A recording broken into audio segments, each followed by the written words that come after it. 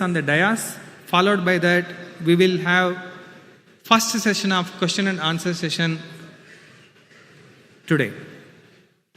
Followed by that, there will be a small break. Then second part of question and sessions will continue. After the question and answer part 2, we will go for lunch.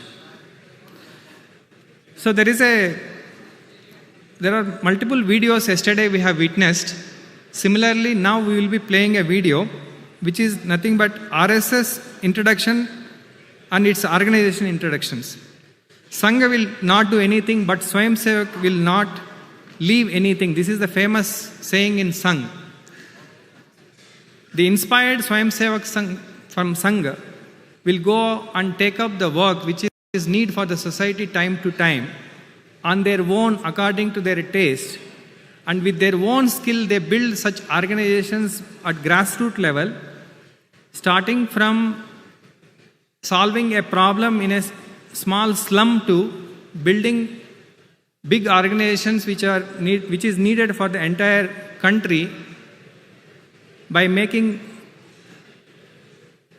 various changes that is needed at various sections of the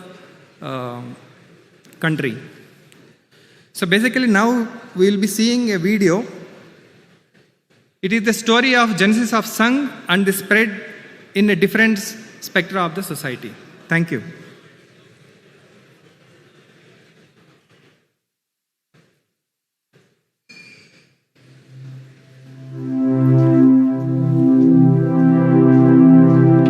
In 1902, there was a revolutionary organization in Calcutta by name Anushilan Samiti. Dr. Hidgewar was a member of that organization. The senior most leader of Anushilan Samiti, Sri Trailokyanath Chakravarti Maharaj, wrote that once Dr. Hidgewar went to him and said, "Maharaj ji, just by getting independence, everything will not be set right. Until the national consciousness in a common citizen is elevated and nationalism is instilled in their minds, one cannot expect the nation to have a bright future." I'm pained by the fact that this thought hasn't occurred to our leaders yet. Sometimes I feel that the onus of uplifting the national spirit might fall upon me. With this innate thought, Dr. Hidgewar formally established Rashtriya Swayam Sevak Sangh in 1925. However, he had already begun this work some time ago.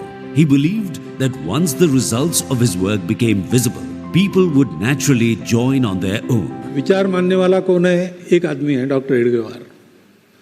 काम करने के लिए कौन निकला है? एक आदमी निकला है, डॉक्टर हिडगेवार. उसके पास पैसा कितना है?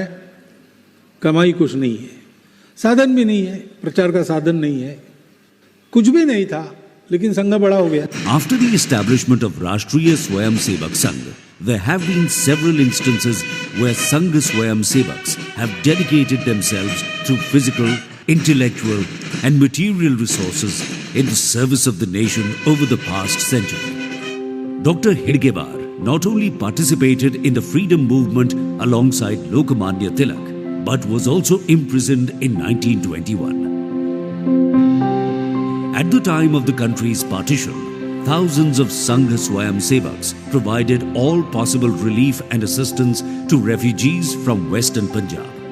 Following India's independence in 1947, Sangh Swayam Sevaks played a major role in the liberation of Dadra and Nagar Haveli, Goa and Hyderabad. In 1947, when the ruler of Kashmir, Maharaja Hari Singh, was unwilling to accede to India, the then Sar Sangchalak Shri Guruji went to Srinagar on the advice of Sardar Vallabhbhai Patel and convinced the Maharaja to remain as a part of India. Following the 1962 Sino-Indian War, acknowledging the relief and support services the organization had provided to the Indian Army, the then Prime Minister Pandit Nehru invited the Rashtriya Swayam Sevak Sangh to participate in the Republic Day Parade of 1963. In 1965, when Lal Bahadur Shastri was the Prime Minister and the India-Pakistan War was underway, the Sangh Swayam Sevaks took up the responsibility of managing traffic. In 1975, a state of emergency was declared across the country and a ban was imposed on the Sangh. Whenever attempts were made to crush this divine mission, the dedicated Sangh Swayam Sevaks and their families provided even greater support to this work of national service. Various organizations such as Vishwa Hindu Parishad, Bharatiya Mazdoor Sangh, Bharatiya Janata Party, among others, and several projects were initiated by Sangh Swayam Sevaks in different fields of society. One such endeavor was the long struggle for the construction of the Ram Mandir at Ayodhya, which ultimately culminated in the construction of the magnificent Sri Rama Janmabhoomi Mandir. Over the past century, the Rashtriya Swayam Sevak Sangh has not only dedicated itself to nation building, but has also been continuously striving for it. Whenever the country has faced a crisis or a natural disaster, Sangh Swayam Sevaks have been the first ones to extend their help. This sacred work of national worship has now completed 100 years. And even today, the Sangh motto remains the same. Rashtraya Swaha, Idam Rashtraya, Idam Namama. Everything is dedicated to the nation. Everything is the nation's. Nothing is mine.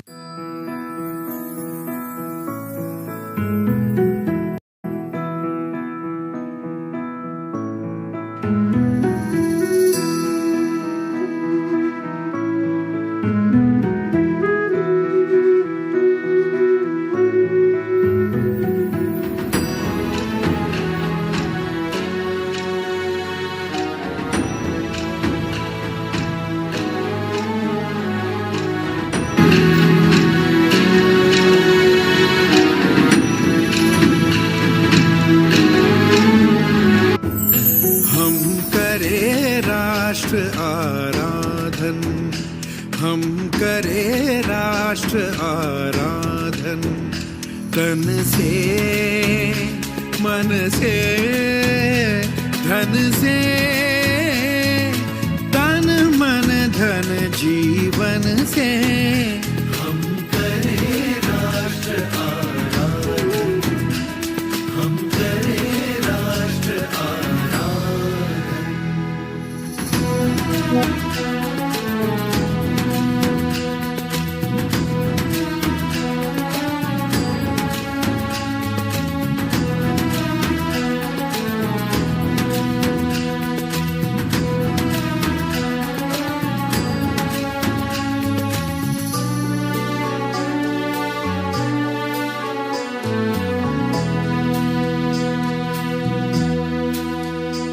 अंतर से मुख से कृति से निश्चल हो निर्मल मति से श्रद्धा से मस्तक नति से हम करें राष्ट्र अभिवादन तन से मन से धन से तन मन धन जीवन से हम करें राष्ट्र आराधन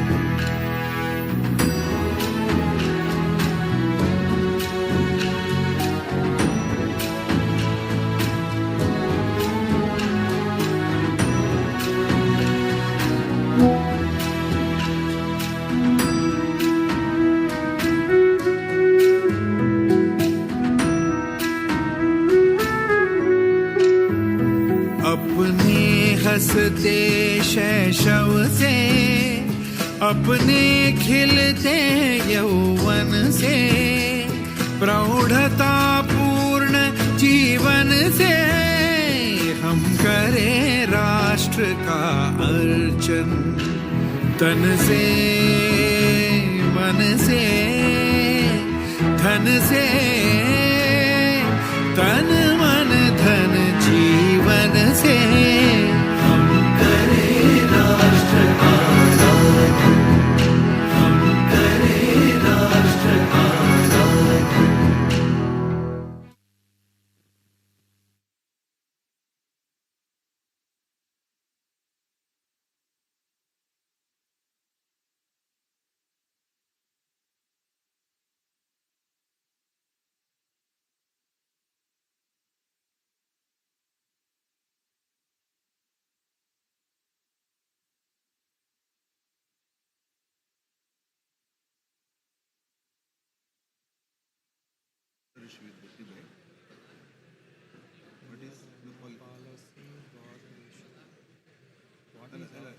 China policy on says.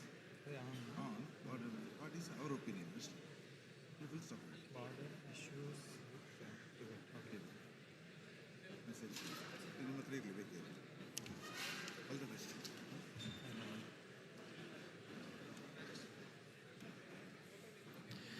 Seva hi paramo dharmaha. RSS is known for ready for selfless service. Not only for addressing disasters situations, but uplifting the society as and when it is needed. It is known for running lakhs of service activities across the country. So now we will witness a video which is going to give a glimpse about our service activities. Thank you.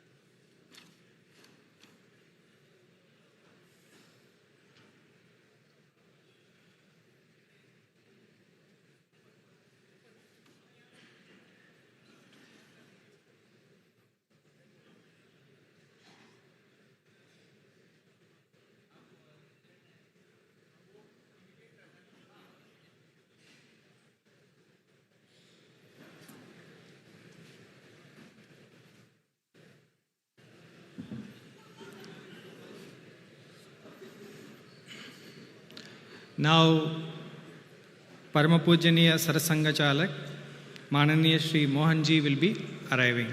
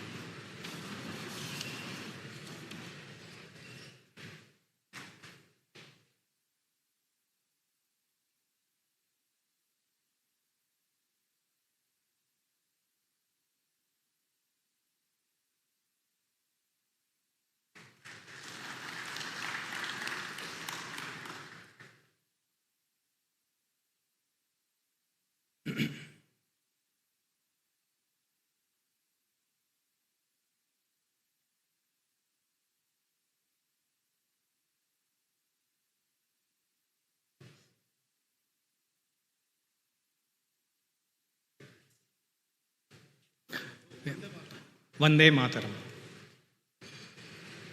We'll have Vande Mataram now.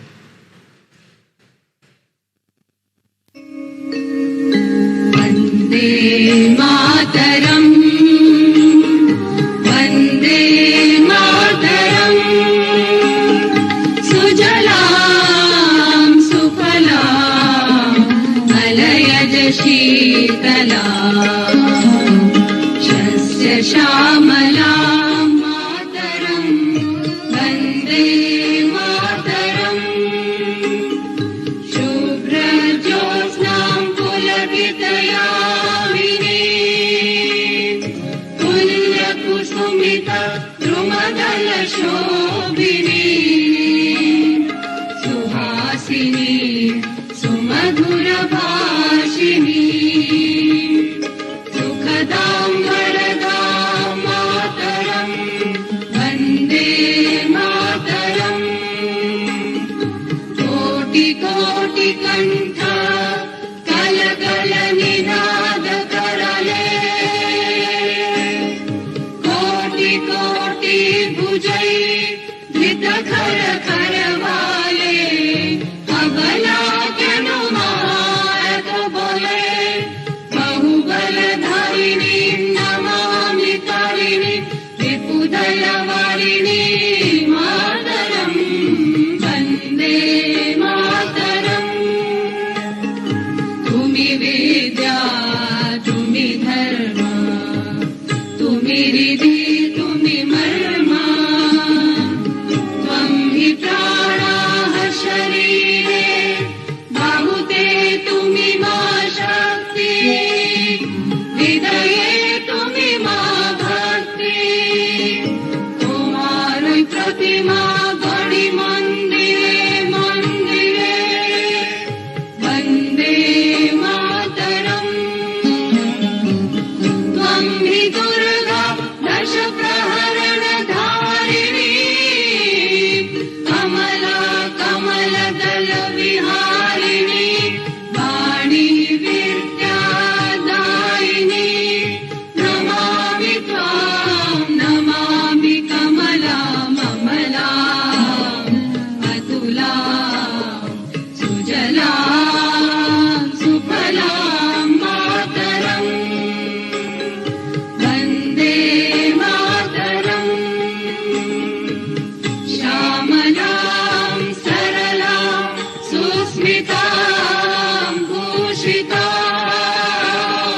Dharani, Bharani, Mataram, Vande Mataram, Vande Mataram. Bharat माता की जय। Kindly take your seats. Ellarigu namaskara. Good morning, everyone. Welcome back to the second day of two-day lecture series in the occasion of 100 years of Sangha journey, New Horizons. We have here achievers, influencers, dignitaries from all walks of life, be it administrators working in defense sector, social, intellectual, educational, legal, economic, health, scientists, dharmic, arts and sports areas. Many foreign delegates and diplomats also present here. I'm very happy to welcome you all, and let's start today's sessions with introductions. I am honored to be here to introduce the senior Sangha functionaries on the dais. We are fortunate to have Sri Dr. Mohan Bhagwath ji, Parama Pujaniya Sarasanga Chalaka of Rashtriya Swayam Sevak Sangh.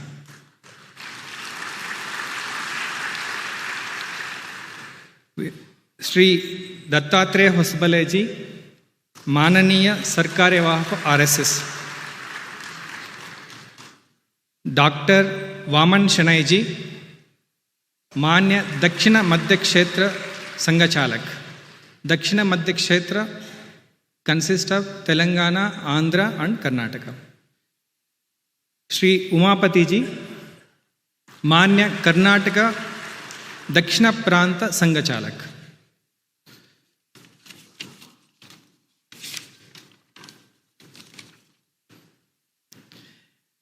Yesterday, based on our request, we got overwhelming response from all of you. We have received total 470 questions. Of course, many questions, there were repetitions, there were some questions without name, and questions we received till today morning 12:20 a.m. through online. So we have grouped the questions into 18 categories. Total 284 people asked the questions. So out of which 81 are feedback or suggestions related. So out of these 470 questions, we'll be going through each category wise. So I'll be asking questions one by one. I will be also reading the names. If you are here, please stand up that time. So let me start the questions.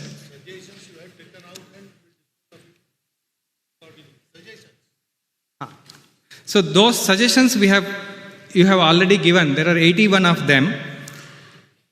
Thanks for such quick feedback, suggestions and opinion. Wherever it is appropriate, we will be taking action in the due course of time. Thank you. So let me start the questions. First set of questions are related to RSS, organization and policies matters. The first question is Sangh and legal authenticity. Name of the persons who have asked this question is Sudhindra Budia, Ravi Shankar Bhatt, Sundar Raj Urs. The question is, why Sangh is not a registered organization? Is that by chance? Is that by choice or to avoid legal obligation? Why Sangha does not address its misconceptions directly? Registration, funding, etc. As for the answer, it has been given umpteen times. But those who want to raise the questions, they go on repeating the questions. So, repeatedly we have to answer it. This is not the first time this point was raised. You know, Sangha started in 1925. So, do you expect us to register with the British government? Against whom our Sarsanga Chalak was fighting at that time? Then after independence, the laws we have now in Swatantra Bharat, they do not make registration compulsory. The legal status is also given to unregistered body of individuals. So we are categorized as body of individuals. And we are a recognized organization. So Income Tax Department asked us to pay income tax. And there was litigation. Income Tax Department said, the court said, this is a body of individual. And our Guru Dakshina was exempted from that income tax. We were banned thrice. So government has recognized. If we were not there, whom they banned? And each time courts resolved the ban, they dismissed the ban and made RSS a legal organization. So many times questions are asked in assembly, in parliament, statements are given, pro or anti-RSS. All this is not without recognition. Legally, factually, we are an organization. We are not unconstitutional. We are within that constitution. Our status, legal status is within that constitution. So we need not register. Many things are there which are not registered. Even Hindu Dharma is not registered.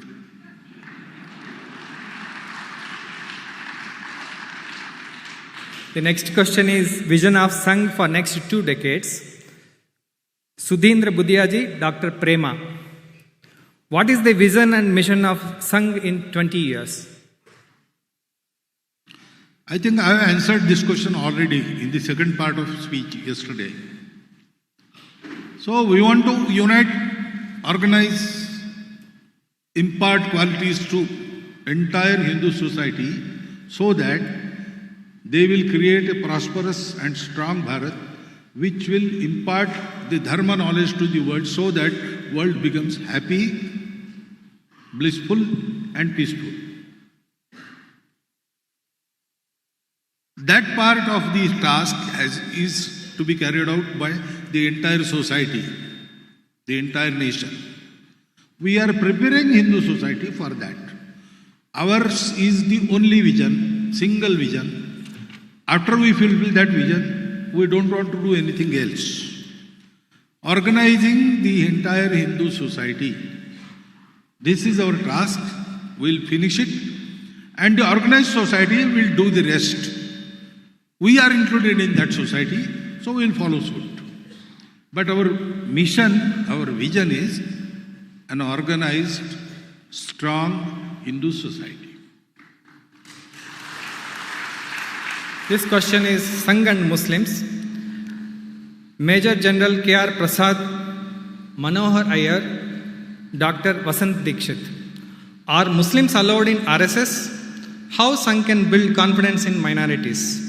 Sangh is having outreach program for Muslims. Is there any plan to start educational institutions for minorities? No Brahmin is allowed in Sangh. No other caste is allowed in Sangha. No Muslim is allowed, no Christian is allowed, no Shaiva, no Shakta. Only Hindu is allowed. So people with different denominations, Muslims, Christians of any denomination, they can come to Sangha. Keep your separateness out. Your speciality is welcome. But when you come inside Shaka, you come as son of Bharat Mata, member of this Hindu society. So Muslims come to Shaka, Christians come to Shaka, as all other castes from the routinely Hindu society, routinely called Hindu society, they also come to Shaka. But we don't take their count and we don't ask who they are. We are all sons of Bharat Mata. That is how Sangha works. The outreach to hitherto untouched sections or hitherto kept away from the society, such sections, we have to specifically contact them. So there is outreach program. But outreach program doesn't mean that we'll do something there. Actually, Sangha says, we will not do anything for anybody. Each has to do his own duty. Each has to bring about his own uddhar. Nobody else will come to you. Even God will help those who will help themselves. We will enable you to do that. We will prepare you to do that. So don't expect anything from Sangha.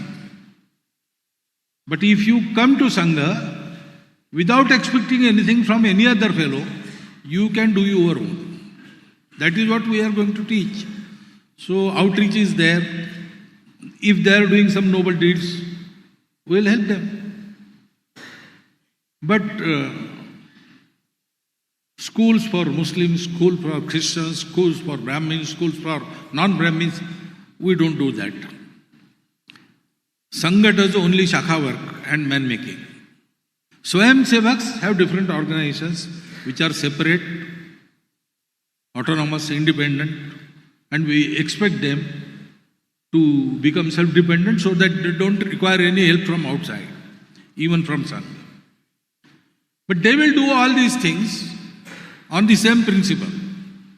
God helps those who help themselves. So maybe there are Shishu Mandirs in Muslim localities also. They are run by Vidya Bharati, not by us. That type of work is there. But outreach is purely come and give. To appeal that, come to Sangha and give your everything in the work at the feet of Bharat Mata. Sangha doesn't give anything. Sangha asks for everything. That is Sangha. So next question is related to Sangh Janji as well as new forms of Sangh. Balaji, Dr. Shalini, Malavika Kadalol, Nidhi Agarwal, Jawahar, Raghavan Sampath, Professor M.V. Alakawadi, Dr. Kiran KJ, Unni Krishnan Menon, Srinath Bhatni, former board member of Infosys, Professor Suresh Jagamashetty, Vice Chancellor, Dr. Anand Shankar, Ajay Roti asked this question. There is one more question. After this, I will read that question as well together. This question is, in the age of emerging technologies like artificial intelligence and attractions, what is the plan for RSS to attract and address interests of Gen Z? How to address Gen Z, make them educated of Indian cultural roots as they are much attracted towards Western culture and are easily becoming prey to wokeism? The next question is on new forms. Dr. Appaji Gowda, Umesh Wagmare, Dr. Iranna S. Irapur, he is cardiologist, Arundhati Hegde, Prakash Hegde, C.A. Vivek Totlunker, Manohar Iyer. The question is Sangha planning to redefine Sangha in a new forms for modern age? How can trans women connect and contribute to RSS? Trans women. How trans women? Transgender. Yeah. How Sangh is planning to expand it into newer areas? Can youth be trained like soldiers? Implementation of meditation, cardiac health, etc. Could such practices, such changes could be brought in? In Sangha, any change except the basic. Hindustan is Hindu nation. That is the basic, that will never change. Everything else can be brought about. It is proposed, it is discussed, and when there is consensus, change happens within minutes. But till there is consensus, discussions go on. So no change is a taboo. But only that change which is accepted by all is incorporated. We have a process of that, and we have made many changes in what we do. The basic thing is the same. So any change can happen. Any variety of our member of our society can come to Sangha. So transgenders, if they come to Shakha, we will not say you are a transgender, you remain out. No, he will come. Those who have Dhwaja Pranam, those who sing our Prarthana, those who do our programs, those who say, okay, Hindustan is Hindu Rashtra, all of them are welcome. There is no bar. To Gen Z, if they are interested in AI and social media and all these things, we will have to go there and we will have to contact them. For example, Dr. Edgewar's generation and those who were enrolled by him in Sangha, there were two different generations. And two things were very attractive to that generation: cinema and cricket. So everybody used to come to Shakha Delhi, but on Sunday they were absent. So Dr. Edgar inquired, why didn't you come on Sunday? He said, my aunt had come to visit us. Then another fellow, my aunt had come. Everybody's aunt came on Sunday. So what Dr. Edgar did, one Sunday, when they were standing in queue for ticket for cinema hall, Dr. Edgar also joined the queue. And then everything became all right afterwards.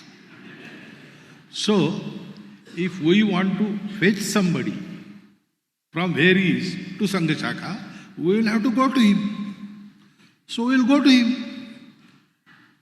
If he is interested in particular things, we will also get ourselves interested and have the knowledge. What is so attractive in that?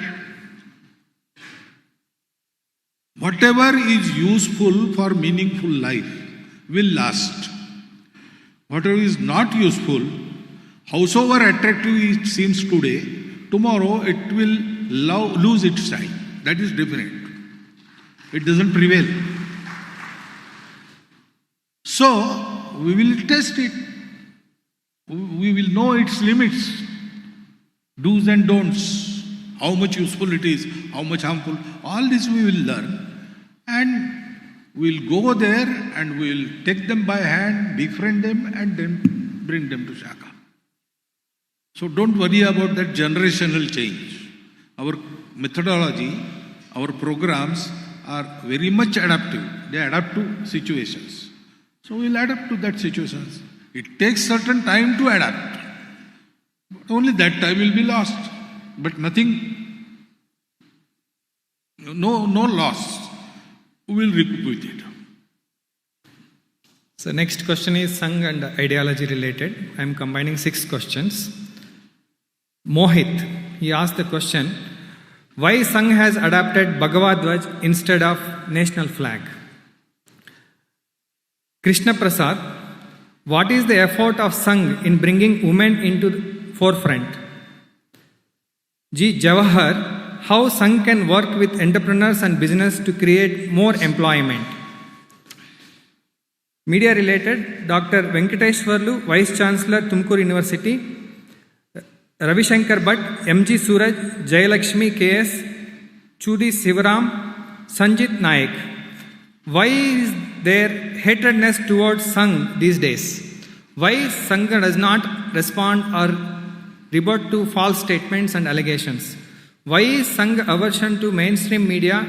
Don't you think RSS needs a dedicated public relations system? Can you give a hard-hitting reply to critics of RSS asking you and Modi ji to step down at 75? On politics, Venkatesh Dalwar. Why Sangh do not support any political party directly? On policies, how is that alignment between Modi ji, Sabka Saath, Sabka Vikas, Sabka Vishwas and Sangh organization policies and action at grassroots level works? Too many questions together. Okay. It starts with first question. First question on Bhagwath Vajbai. So, hey, it is there. So, Sangha started in 1925. And we had to provide for Sangha. So the current system was asking for, in Marathi we say Vargani, contributions. But Dr. Edgawar said Sangha is ours. So if I have to marry my sister or marry my brother, I don't go on seeking contributions. I will fetch loan from somewhere, do the needful and then repay back. But I will never beg for my work. So Sangha is our work. We should run Sangha. So we have to, and this is not something I am contributing, I am a donor. That ego should not be there. So this has to be not a donation, a devotion, a dedication. So we have to give dakshina. Dakshina is dedication, it is not dana. And for dakshina there has to be a guru. So who should be the guru? Person cannot be guru. Because person has a limited time in this world. And then every person has a past. Yeah, every sinner has a past and every saint has a future. And it is always unpredictable. Most unstable jiva on the earth is Manushya. So there should be a permanent symbol of our glorious culture, Rashtratva, all these things, Hinduness. That is Bhagwath, undoubtedly.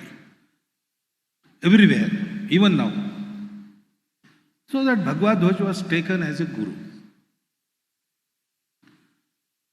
Flag, national flag, was first decided in 1933. And the flag committee unanimously recommended the traditional Bhagwa to be the flag of Swatantra Bharat. But then Gandhiji intervened and for some reason he said 3 colors. On the top Bhagwa. Okay, it will be flag of the Sarvabhauma Samprabhu Satta of Swatantra Bharat. We call it Rashtradhwaj, national flag. Since its creation, Sangha has always stood by, respected, offered tributes and protected this Tiranga Dhwaj. It was first hoisted in 1933 at Faizpur in Khandesh, Maharashtra. In Congress session, Pandit Jawaharlal Nehru, he hoisted its flag. 18-foot tall pole was there and flag was hoisted. But it entangled in that cord and it stopped half-mast. Now someone has to go there and untangle it and take it to the top. Nobody dared, but there was one youth. He ran there, he climbed this top, took the flag, took it to the top and then climbed down. And he was welcomed by everybody and he was asked to come in the evening session so that he can be felicitated by nobody else. Pandit Jawaharlal Nehru asked him this.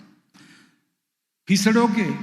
But later on, some workers there, they whispered in the ears of Pandit Nehru, you have called him, but he goes to Shaka. So that program was cancelled. Dr. Edgawar, after getting knowledge of this incident, he travelled to Faizpur and gave a small silver lota as a prize to that Swayamsevak. His name was Kishan Singh Rajput. He expired 10 years before. I have met him twice. Since the formation of this flag, we are there to protect it. When court said that this flag can be hoisted by private institutions also, we have started flag hoisting on 15th August and 26th January in Sangha also. All our Kerala hoist these flags. So there is no question of Bhagwa vis-a-vis Bhagwa and Tiranga. Every Communist Party has a red flag. Congress Party has Tiranga with Charkha, not with Chakra. Republican Party has blue flag. So we have our Bhagwa and we respect our national flag. That is the case. Then Women, effort of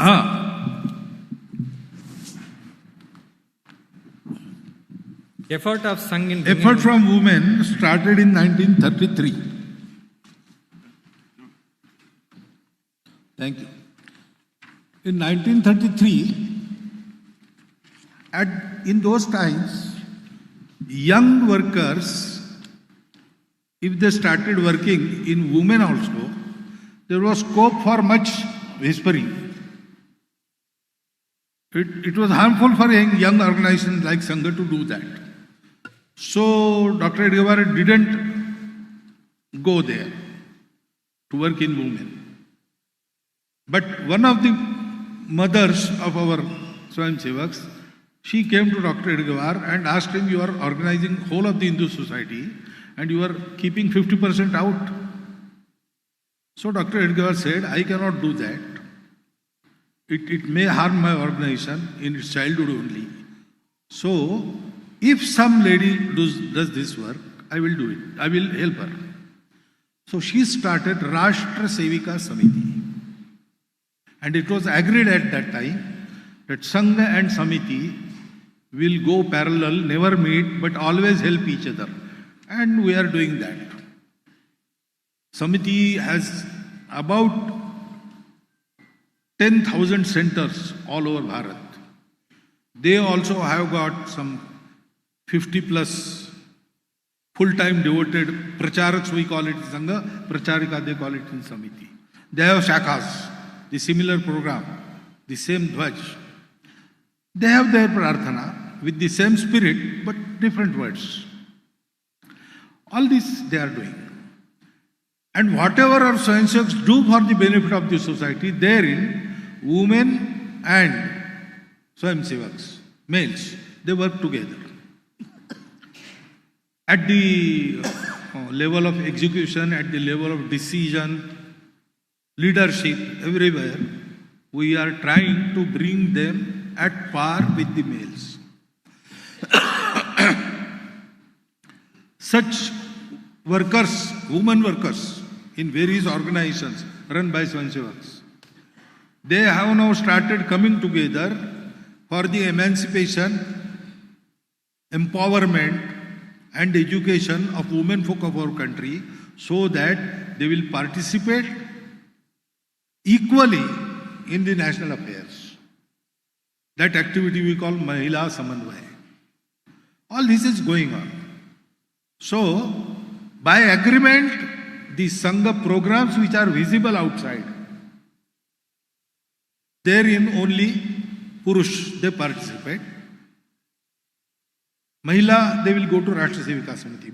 But all else is done by them together, and the effort is to bring Purush and Mahila, numerically they are nearly at par, but as a role also, they should have equal participation, the same role in leadership, decision, etc., etc.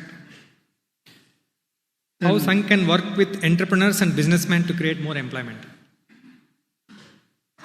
We expect that at district level, businessmen, entrepreneurs, technical, knowledgeable persons of that district, some social workers, they should come together.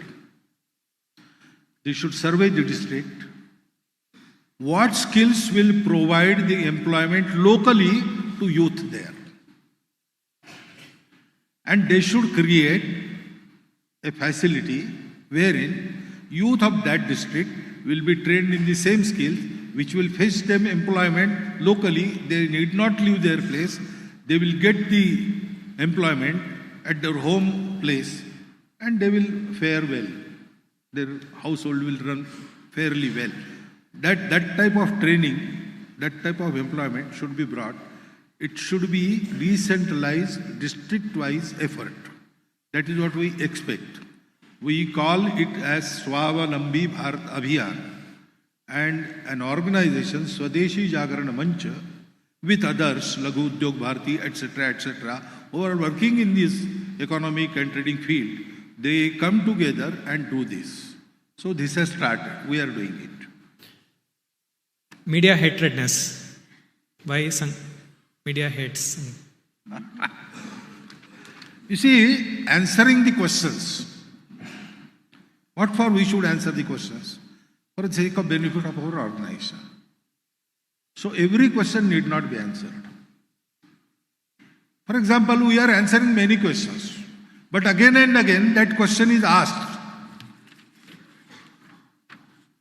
Why? Because there are people who must raise the questions about Sangha, who must make people doubtful about Sangha.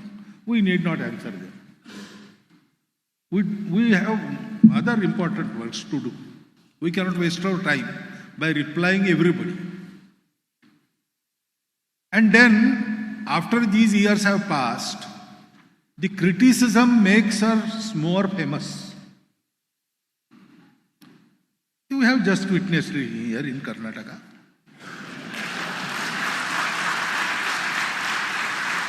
So why should we will encourage them to raise more questions?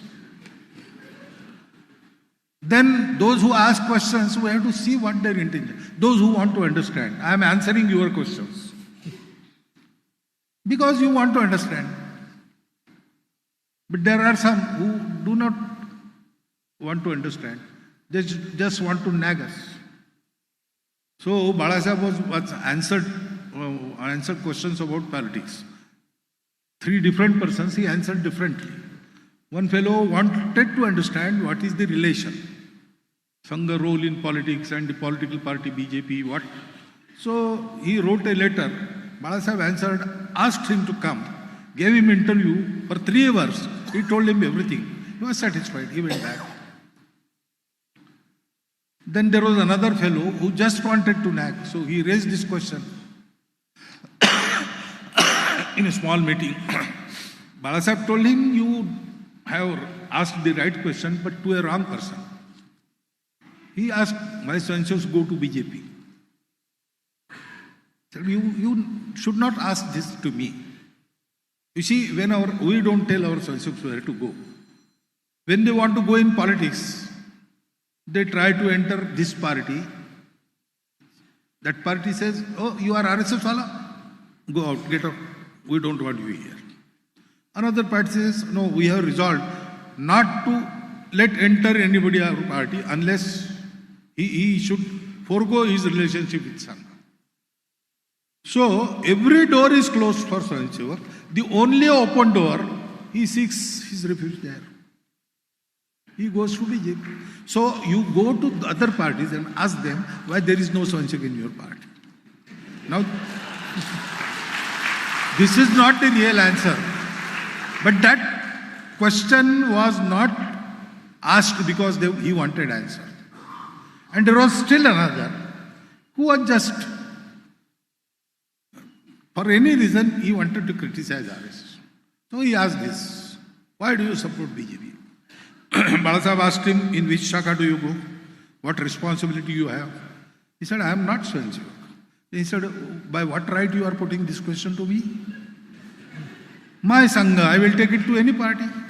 Who are you to ask? Now this is also not right answer. But for that question, so answering questions, it doesn't matter actually. We are doing our work. Everybody knows we are doing the right thing. Still there are some who, after knowing all this, they want to just nag us or create some disturbance in our work. We don't respond to them. But some questions we do ask. Sometimes we issue statement.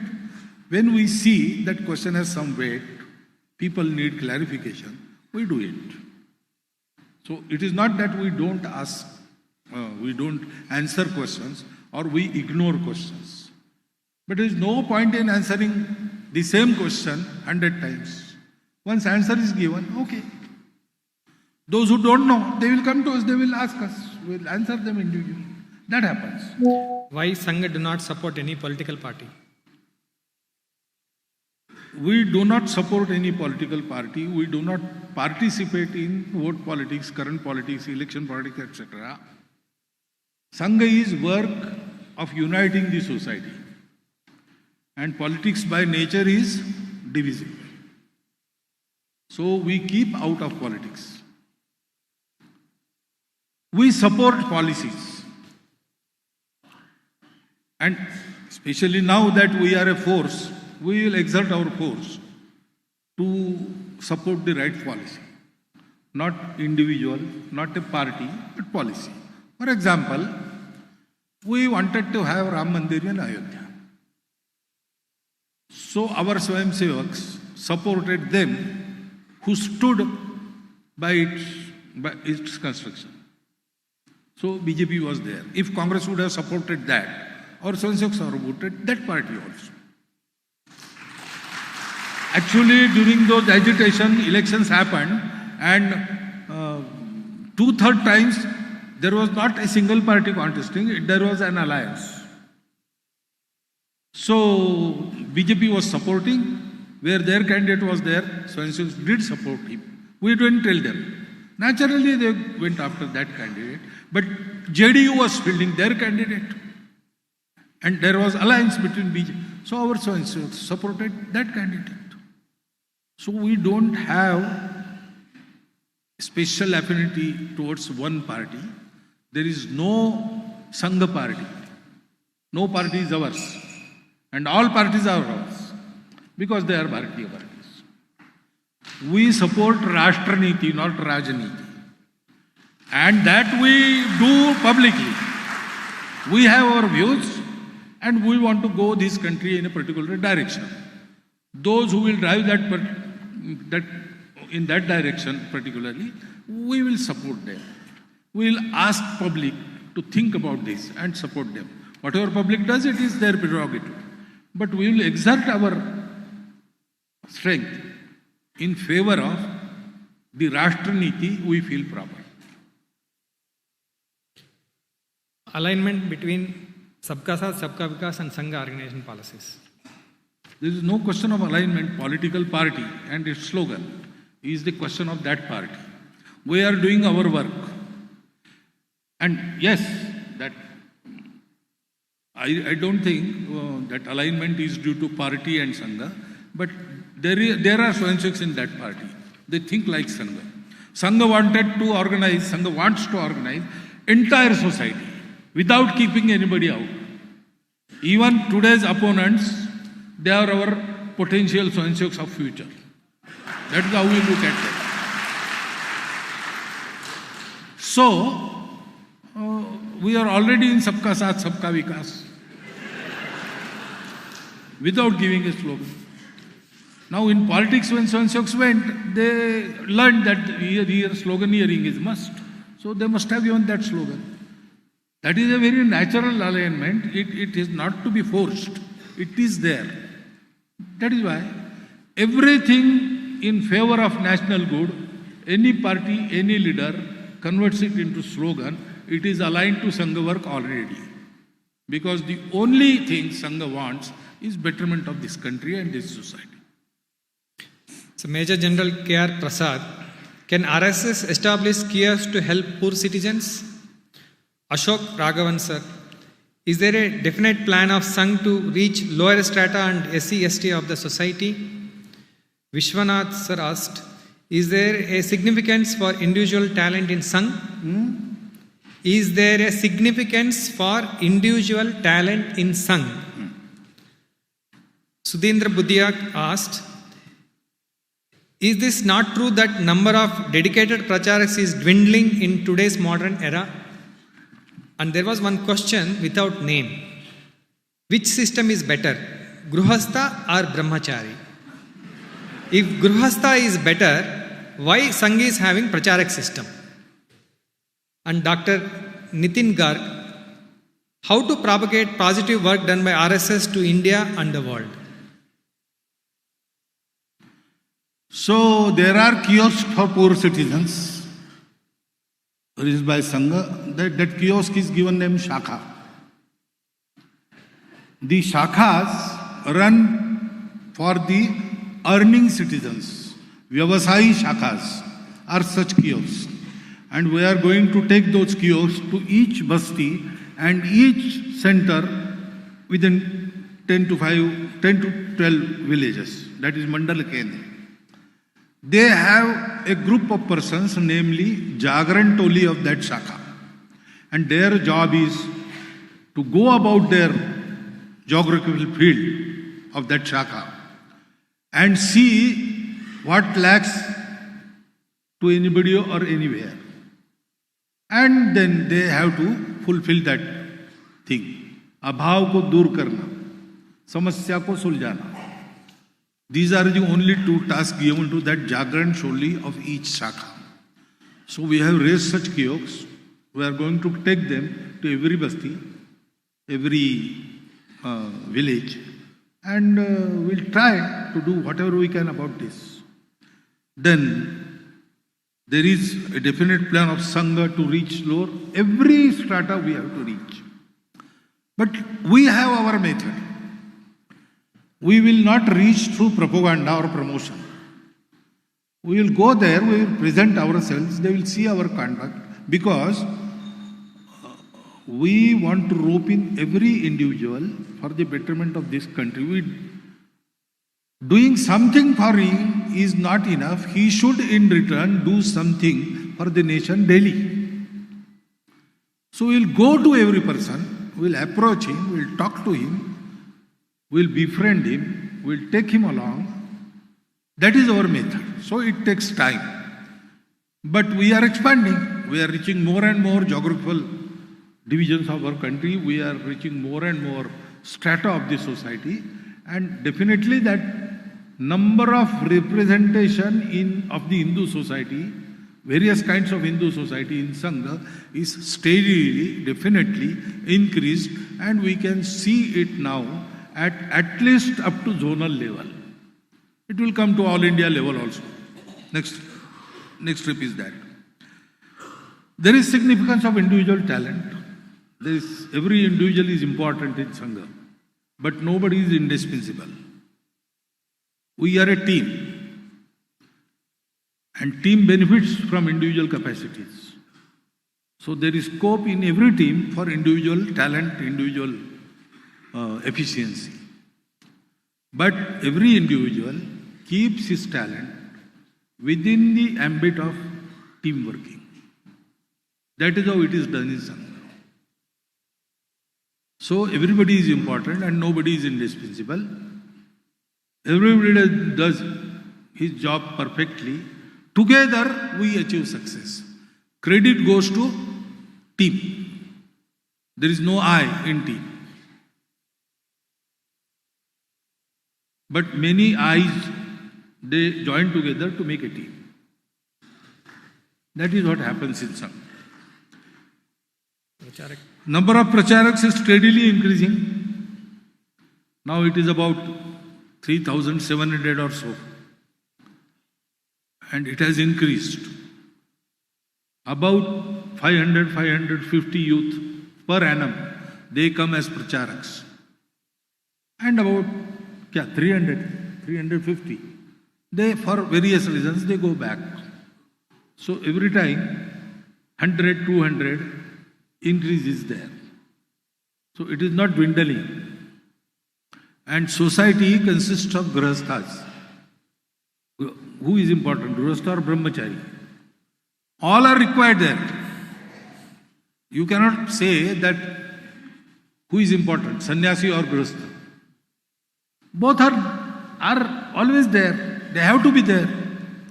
There are 4 ashrams: brahmacharya, grahastha, vanaprastha and sannyas. So brahmachari and sannyasis are part of the society, but the basic, the upholder of all these 3 ashramas is grahastha. So in Sangha, there are 3,500 pracharaks, 3,700 pracharaks. And Swayamsevaks number is about 60 lakhs. So at least 30 lakhs of them are grihasthas. Because we have a race with the time, we have to have such pracharaks. It is the demand of the time. Every grihastha need not do away with his household and come as sannyasi. But those who can, they have to come. So that there will be no need to jump from brahmacharya to sannyas. But that condition of the society is yet to be created. Till that, pracharaks will be there. And because they are full-time and go everywhere, can go anywhere, they have their own importance. But Sangha is not the organization of ascetics. It is the organization of grihasthas. Propagation of positive work. We need not propagate because positivity of positive work, sometimes it gets affected by over-propagation, over-propaganda. But people must know about it. To that extent, we do propagate what we do. And only that much is necessary. Rest is done by seeing. We will have such works everywhere, in every section of the society, in every part of our geography. People will automatically come to know it. Same way it has happened. Now people know of Sangha work, service work, because even our criticizing people, they also came to know when they saw it. So I don't take a name, but a very famous Patrakar. She was criticizer of Sangha. But during Corona, she went to Islam and saw only Sangha people working there. So she slowly changed. So we did not propagate. She came and saw. Wherever she was working, our work has reached. That is why she came to know. This is the recommended method. So we have our publications, we have our report of Seva Karyas, all these things come out in public domain, we give them. On our website we will find them. When people come to meet us or we go to meet people, we give them with such. I think here also we are going to give some books. That we do. But it has a limit. In certain proportion, the dosage is important. Overdose will cause harm. That dosage we maintain. The next question is Bharat and national scenario, vision for 2047 and next 2 decades. So first question, Mr. Vinayak Gokur, Dr. Lakshmi Ashwin Gowda, ex-bureaucrat. Mr. Chandrasekhar, software industry. Mr. Jagpati Jha, professor of IIMB. The question is, what is the vision of your Bharat at 2047? What would be the factors impacting it? The next question, similar to this, asked by Mr. Prasanna, Mr. Raghavendra Prasad TS, tech entrepreneur, and Dr. Parladan KK. The question is, what role do you see of RSS in shaping India's governance? What are RSS plans to make Bharat self-sustaining in technology? Please share a practical way forward for peace with Pakistan within a decade. So, accepting this last part, all the answers have been there. Yesterday in my address, today in answering one question.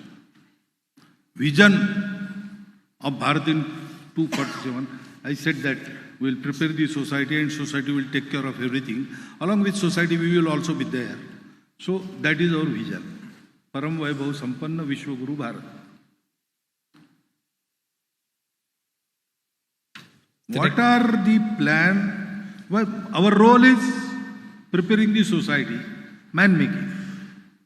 Sangha does only that thing. Sangha has its Shakha, Sangha has its Swayamsevaks. Sangha has it, the families, Sangha families. Everything else belongs to Swayamsevaks. They do it. Sangha does nothing, Swayamsevaks leave nothing else. They do everything. Independently, autonomously, separately, and they become independent also. Then self-dependent also. So, what practical way of making Bharat self-sustaining technology is not question for RSS, but definitely it is a question for Sangha Swayamsevaks who are working in the field of technology. So, Make in Bharat, encourage the innovations,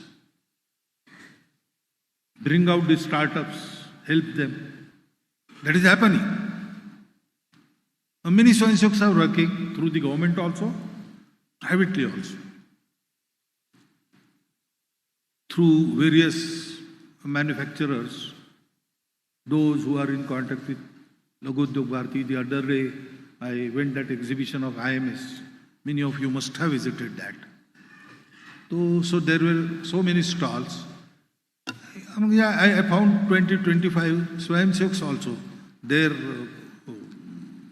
entrepreneurship, they had created some company, etc. They were also there. It was specially dedicated to defense product and AI. In that field also, they created. So that initiative, Swayamsevaks have to take. They are taking it and they go ahead gradually. That will happen. Peace with Pakistan is something entirely different topic. We always have peace with Pakistan. It is Pakistan who don't have peace with us. And as long as Pakistan gets some satisfaction of causing harm to Bharat, it will keep on doing it. So, way to peace with Pakistan is that we don't breach from our side the peace. But if Pakistan wants to breach that peace, it will never be successful. And the more it tries, more itself it will be harmed. If we make ourselves in that way, for example, Pakistan invaded in 1971 and lost a complete army of 90,000 to Bharat. If that happens repeatedly, then one day Pakistan will learn a lesson. It is better to cooperate than to compete or than to fight. I don't think they understand any other language. We should make Pakistan understand. So we have to speak the language they understand. And that language is, we cannot do anything about it. When Pakistan understands it, we cannot do anything about Bharat. It is better to go closer, be friend, be honest friend, and cooperate. That is the only way that they should understand. So we have to be prepared for their repeated tries. We have to give befitting answer, defeat them always, each time causing them some loss that they will repent forever. When this goes on, one day Pakistan will understand. We wish that they understand this, and then they are very peaceful, they become very peaceful neighbor of us. And with our progress, we will also make them progress. That is the peaceful intention we have. So next question related to economy. Ajit Hanumakkanawar, journalist. Major General Prakash Chandraji. Recent economic data shows 1% of rich people controls 40% of country's wealth. How RSS view this? How wealth can be distributed equally? Related question. Professor Uday Prakash Singh, Dr. H.S. Shetty, industrialist. What are the main sectors driving India's economic growth? India has great potential to grow as world's largest agriculture economy. How can we achieve this? And related to freebies, Dr. Parvati, Academic Director, and Krishna Bhattji asked this question.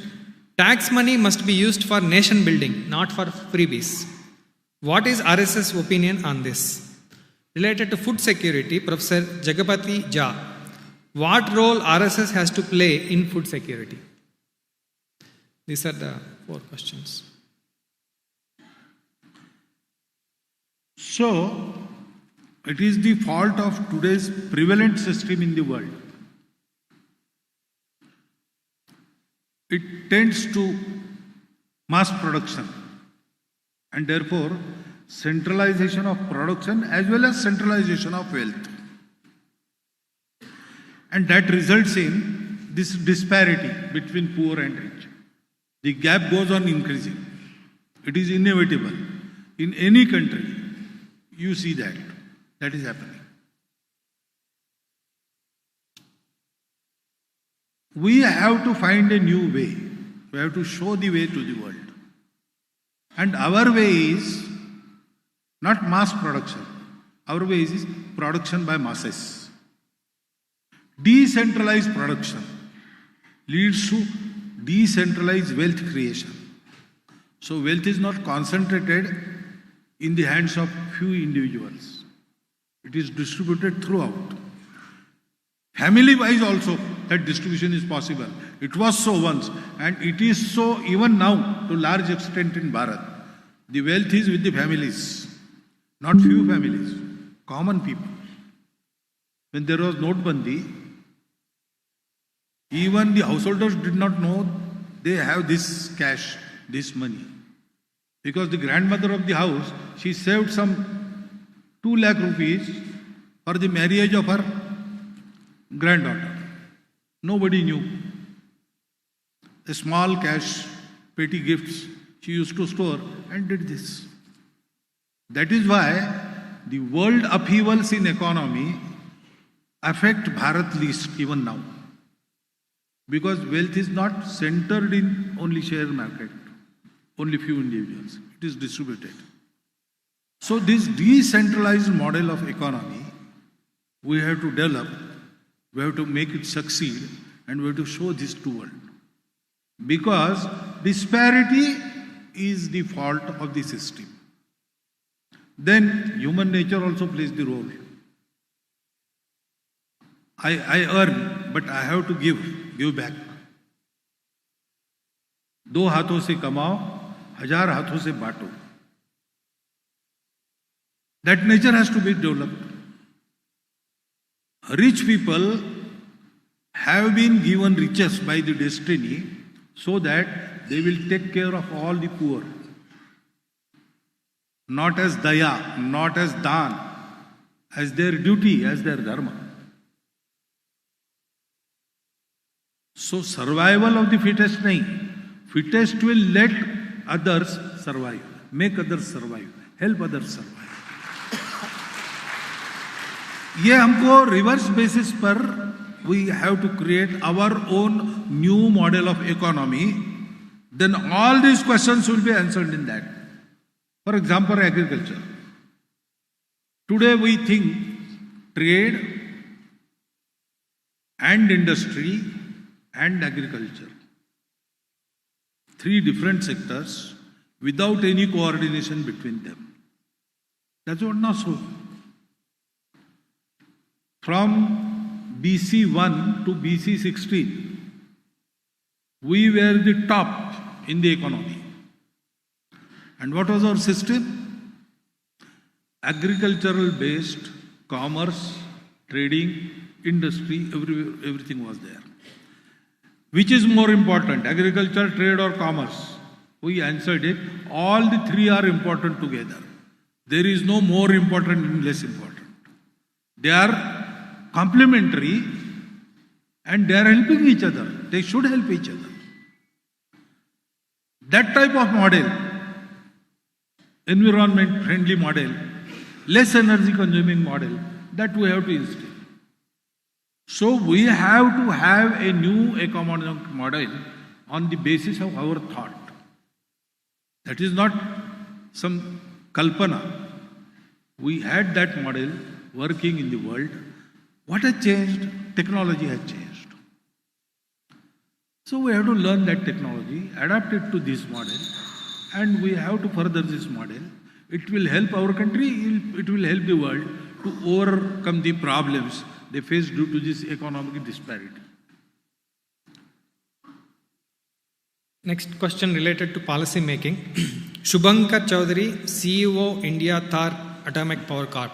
The question is, Bharat has vast thorium reserves which can make the country energy independent, but policy changes have slowed down the process.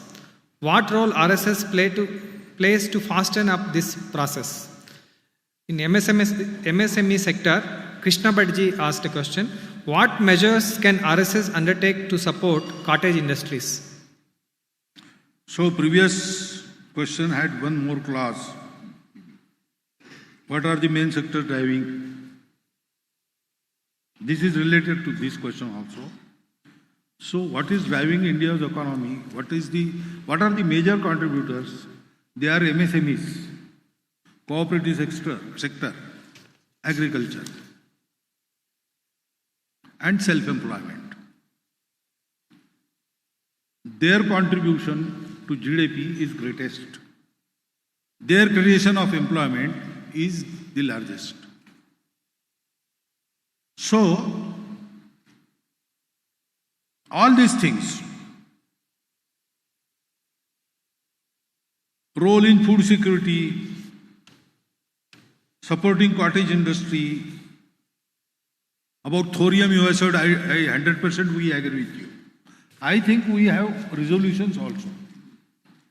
So when that nuclear deal was in discussion, we had resolved that we have to develop the alternate method. Alternative to uranium is thorium, and in matter of thorium, we are self-dependent. So we will become free.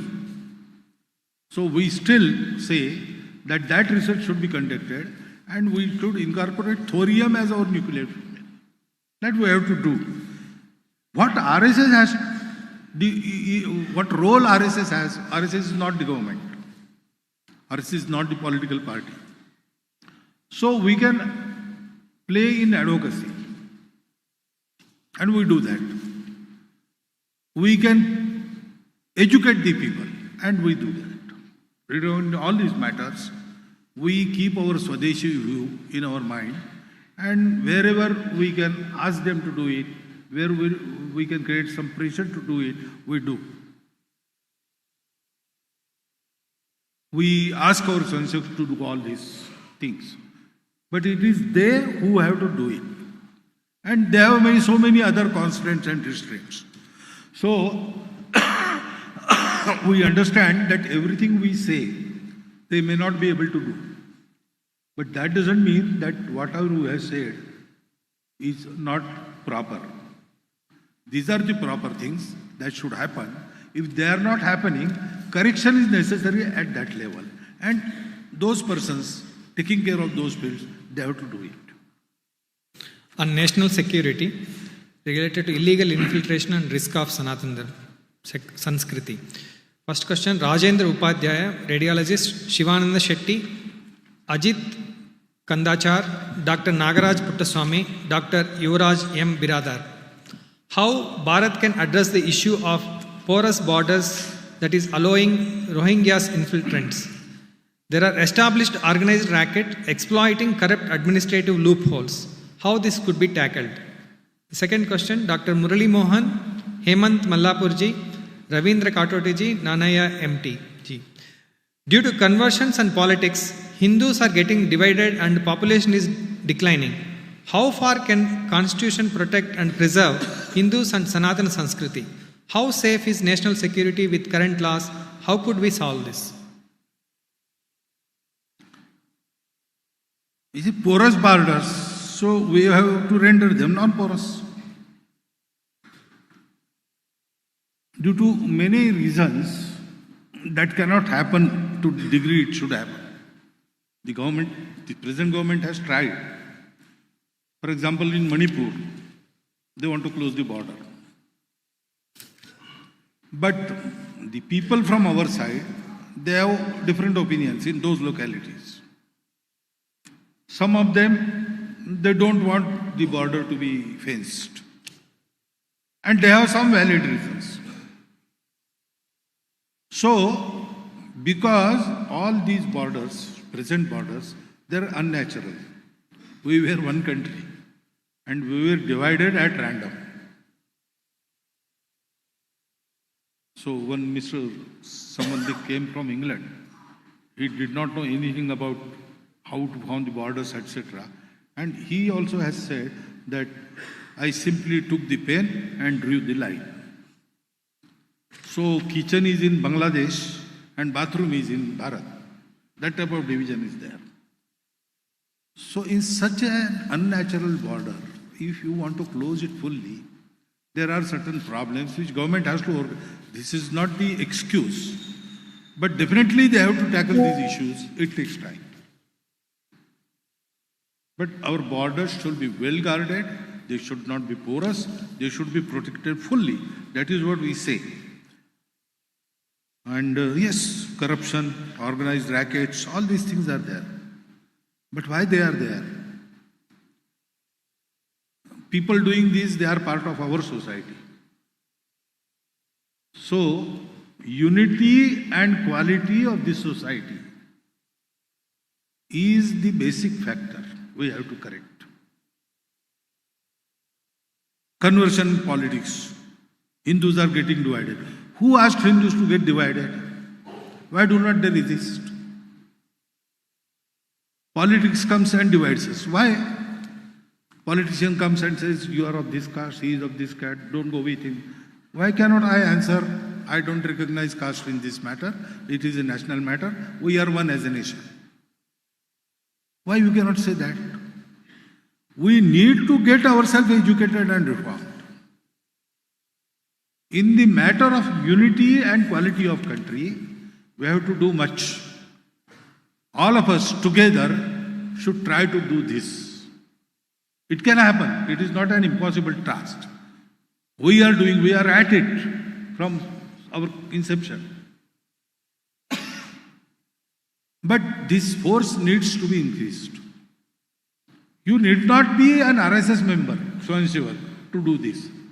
If you are a true national, honest national of this country, you must propagate this thing. That, okay, ours is a diverse society, there are so many vividhatas, and we take them as Shrungar of our Ekata. But they have their own limit. There are so many provinces, so many languages. Each has its importance. And we recognize it, respect it, accept it. But ultimately, we are one country, one people, one nation. So if someone comes and asks us to be divided, we will refuse. We have got such a Sanatan Dharma. If someone comes and says, convert, we say, we will not. We have done this. We have done this. Within a century, 3 continents were converted. In Bharat, 3 centuries have passed. Converted people are still a minority, hopeless minority. From Mexico to Siberia, under the sword, the nations were changed, exterminated. For namesake they are there, but there is no, that Iran, that Persia is not there, that Rome, that Egypt is not there. But in Bharat, after 500 years of rule of these powers, we are still Hindustan. We can do it. So we must remember this unity, we must remember this quality. We have to make every effort to keep it increasing. That is the root cause, that is the root remedy. So next question is related to religion and caste. As I told earlier, we got 480 questions. We try to accommodate every question as part of this group of questions. Kindly bear with me, I am reading more questions, but all related to caste and religion. First question, Professor Basavaraju, Vice Chancellor, MG Suraj, Dr. Ravindra Puttaswamaya, Tungappa, K.N. Rameshji, Sanjeev Raikar, Professor Basavaraju, Vice Chancellor, Ranganath Bharadwaj. What are the steps taken by Sangh to eradicate caste system? Can RSS initiate inter-caste marriages? Should we stop asking caste in schools and colleges? How the children from downtrodden and marginalized caste can come mainstream of the society? All are caste related only. I am continuing to read few more questions. Dr. V. Sri Ramakrishnan, K. Ratnaprabha, civil servant, Jerome Anto, Raghavan Sampath, Narasimhan BS, Dr. Sharan Srinivasan. Political parties are succeeding in convincing a large section of Dalits that they are not Hindus. How to convince SC/ST community that Hinduism doesn't preach casteism and discrimination? What is the action plan of RSS to address this? How we can reach out to common citizen to make them understand RSS values and stops conversion? What is the plan for preventing the conversion? How can we contribute to stop conversion? All related to conversion. Then inclusivity related, Prashant Magadi, Dr. M.V. Alagwadi, Professor, Dr. Narendra Vishwanath, G.K. Vishwanath, Dr. Krishna Prasad, Vijay Kumar, all of them, Dr. Krishna Prasad. They asked, how can we promote inclusivity regardless of language, religion and caste? How to use religion and caste for inclusive growth? How can we learn from the Western countries to remove the caste systems? Caste and politics related, Vijay Kumar asked this question. How to stop the politicians, secularists who divide the society on the basis of caste and misquote Manusmriti? Similarly, reservation based also same caste question. Rohit Deshpande, Ms. Josna Pai, Anant Kulkarni, Professor Basavaraju, Vice Chancellor, Satyesh Bellur, S. Arun Kumar, S.L. Gangadharappa, retired IAS, Major General Prakash Chandra, Dr. Major General Prakash Chandra asked this question. How to resolve the brain drain of non-BC, non-OBC students? That is, bringing our talents back to Bharat. How to stop reservation in education sector and encourage meritocracy? The next question. How many years still required to make every Indian feel one family? What is the role of RSS playing in this regard in next 5 years? How to stop reservation in education sector, all related to caste and religion.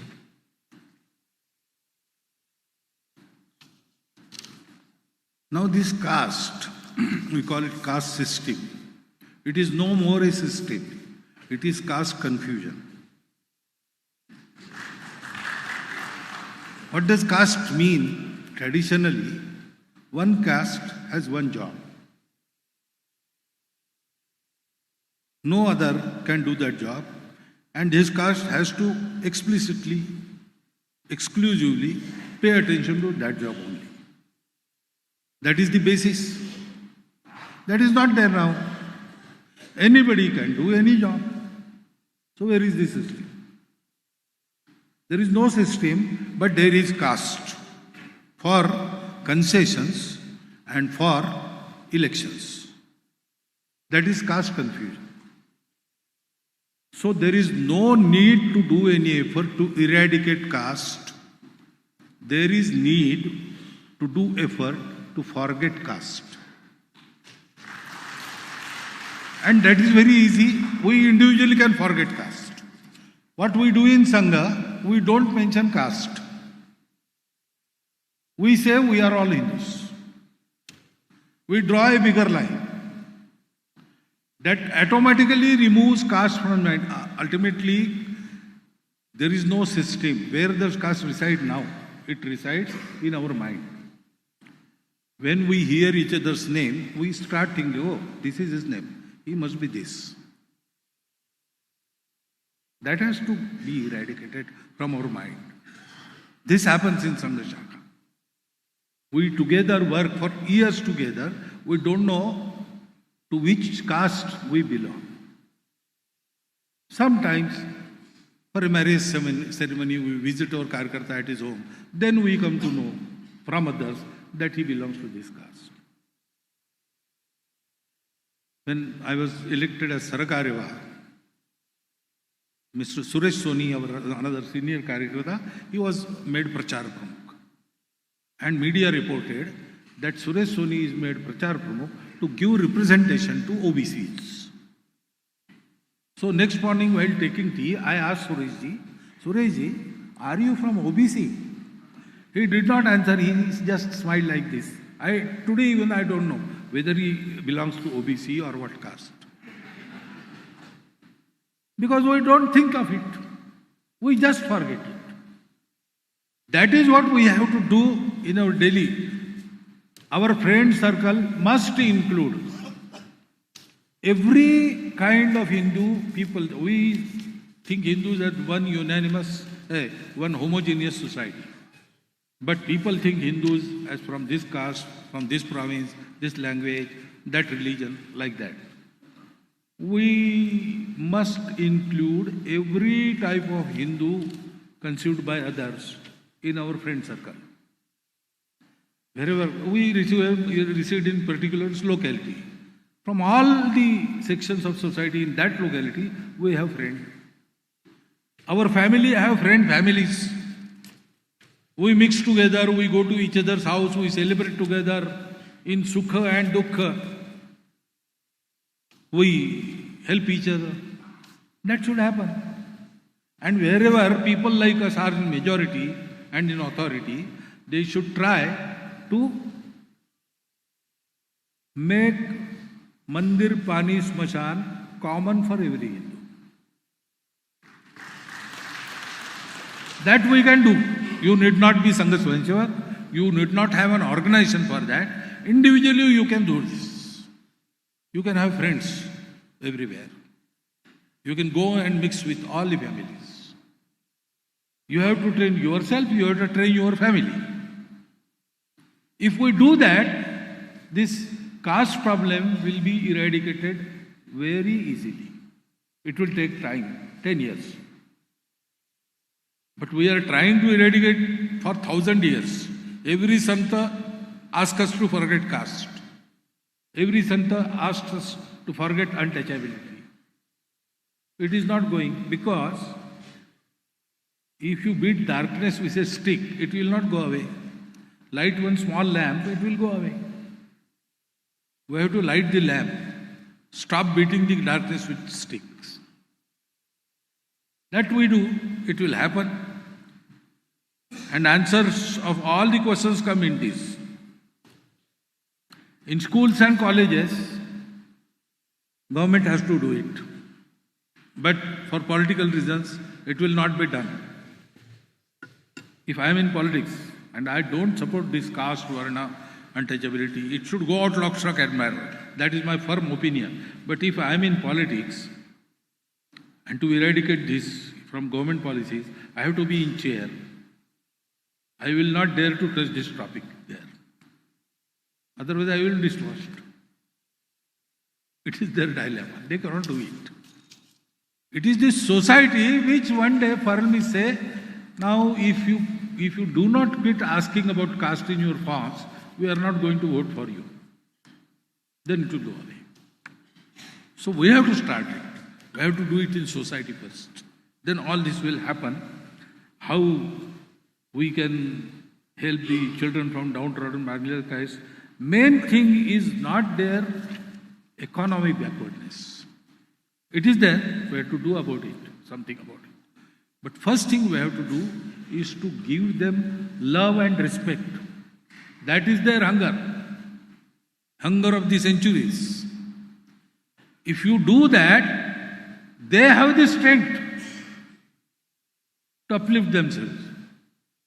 We will have to merely give hand, but nothing else.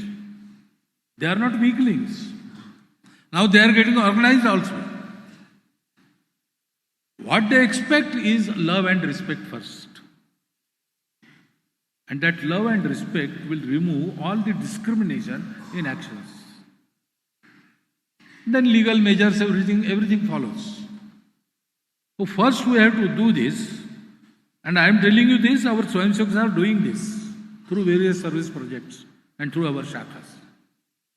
Our experience is very encouraging. If we do this, everything follows automatically. That brings inclusivity in our nature. That makes growth also inclusive. We need not learn anything from Western countries in this respect. Remember, Western countries do not understand Bharat. They do not. Recently, within last 3-5 years, some light is dawning on the Western people that Bharat is something we have to study more deeply. But they are much ignorant about us. We have to know ourselves. And we have to do everything for us. We need not take any lesson from the Western country. It is our fault. We will cure it. And if we do this, politicians and secularists will definitely stop doing any harm to the society. Because why do they do this? It is their self-interest. When they see that doing this will be counterproductive, they will stop it. If they find some scope for their mischiefs, they will do it. When they learn that the mischief brings some reverse effect, they will stop doing it. That is the only way. So again, society has to prepare themselves. Brain drain is something different. Non-BC, non-OBC, brain drain is not from only that section of the society. In BCs and OBCs also, the so-called brain drain is there. There also, youth goes outside, settles there, doesn't come back. It is concerned with our selfishness. We speak of brain drain. Why we became independent?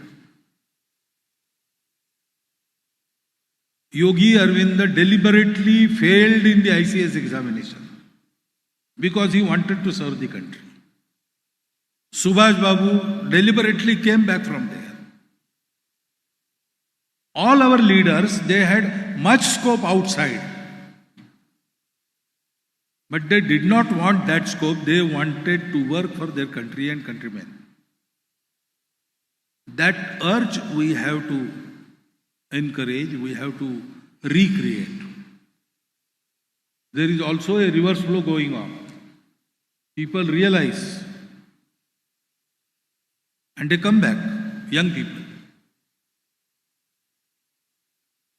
Why they are going there? For facilities. I asked a doctor's son who was about to go abroad. I asked him, why are you going there? Because good doctors are found here. People from abroad come here for correct and cheap treatment. That is the fact. We'll find so many foreigners coming here for heart operations, brain operations. So I asked him, why are you going there? He said, no, there are good facilities. Why are you being a doctor? You are a doctor for earning money or you are a doctor for treating people? He said, treating people. Then you are needed more in Bharat. Why are you going there? There is no answer. This mislogic is there in their mind. You have to remember this. Unless they come back and work here, here conditions will not be improved. And unless the conditions are not improved, this logic makes them go out for facilities. So we have to start somewhere. We have to inculcate this spirit in our young minds. That is the way we can stop the brain drain. How to stop reservation in education sector and encourage meritocracy. Actually, reservation and meritocracy, it is not related. Talent are only in the people who are not awarded reservation. That is wrong. Talent is in the section of the society which require reservation. There also talent is. Very good talent is there. So, don't relate these two. That is different. We have to bring our society, every section of the society at par. Otherwise, there is no use of meritocracy. So, we have to understand this. For 1,000 years, the deprived brothers of ours were not capable of compete on equal footing. We have to bring them up. The only way to stop reservation is to create complete equality in the matter of opportunities, love and respect. That has not yet happened. There is covert or over untouchability still in work. That is the cruel fact of our national life. We have to cure this, then everything will stop. Nobody will need reservation. Already there are some people from BC communities who say that now we do not need reservation, give it to someone else who is worthy of it. We were takers up till now. We asked for boons, we got the boons. But now we have to give back. We will be givers now. That type of thought currents are now emerging from that society also. So, we should keep some patience. Let the reservations continue. Let the inequality be eradicated. Then we will have a system wherein all these things will be, there will be no heart burning. I have to be broad-minded about it. Otherwise, there is no other good. I think I have answered everything. Now we will have a break for 20 minutes. It's a bio break. Those who are needed, they can go out and come back in 20 minutes. Thank you.